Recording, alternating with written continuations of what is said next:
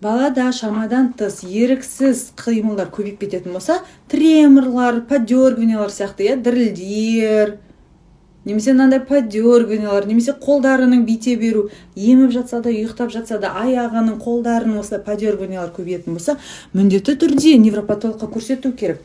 Вообще, қандай да патологияларды осы айтып жатқан қазіргі бұзылыстарды көрсеңіз, ол өте ауыр органикалық бұзылыстардың белгілері болуы мүмкін.